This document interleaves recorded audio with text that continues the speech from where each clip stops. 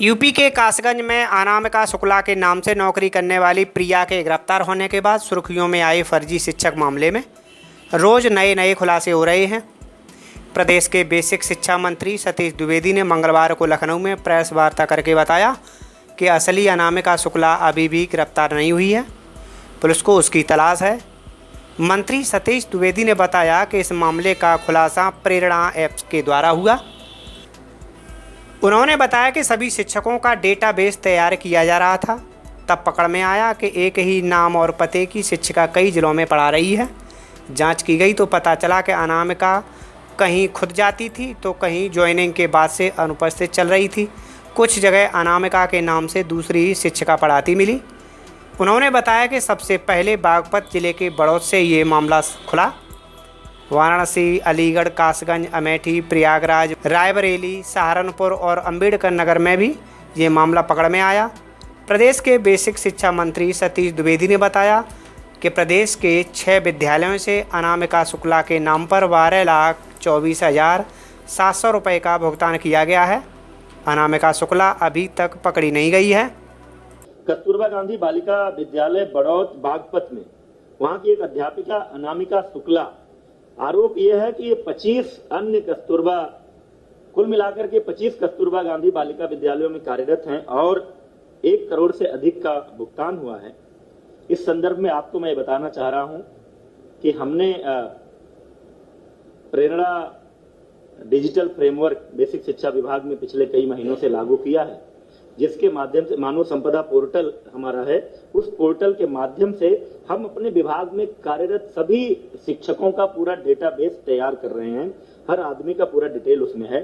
शुरू में ये जो हमारे प्राइमरी और अपर प्राइमरी थे, प्राथमिक और उच्च प्राथमिक, उसमें ये लागू था, लेकिन बाद में 11 फरवरी के एक आदेश के अंतर्गत हम लोगों ने इस फ्रेमवर्क को प्रेरणा तकनीकी फ्रेमवर्क के नाम से जाना जाता है, कस्तूरबा गांधी बालिका विद्यालयों में भी लागू किया है। और उस लागू होने के बाद मार्च से वहां भी जो डेटा फीडिंग की प्रक्रिया शुरू हुई, अब उसमें एक सिस्टम है कि अगर कोई भी सेम डिटेल दूसरी जगह फीड किया जाएगा तो वो हमारा सिस्टम हमको अलर्ट करेगा। और उस फ्रेमवर्क के इस्तेमाल के कारण ये मामला पकड़ में आया है।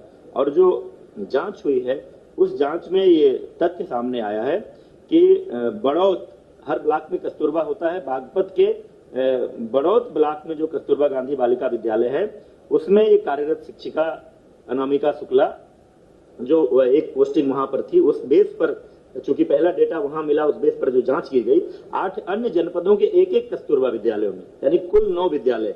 ये जनपद है वाराणसी, अलीगढ़, कासगंज, अमेठी, रायबरेली, प्रयागराज, सहारनपुर तथा अंबेडकर नगर में पूर्णकालिक विज्ञान शिक्षकों की नियुक्ति हुई है।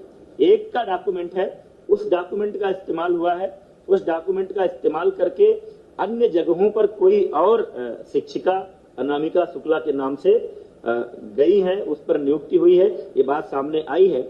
लेकिन कई जगहों पर योगदान नहीं किया, वहां जाकर के ज्वाइन नहीं किया, कई जगहों पर ज्वाइन करने के बाद लगातार अनुपस्थित है।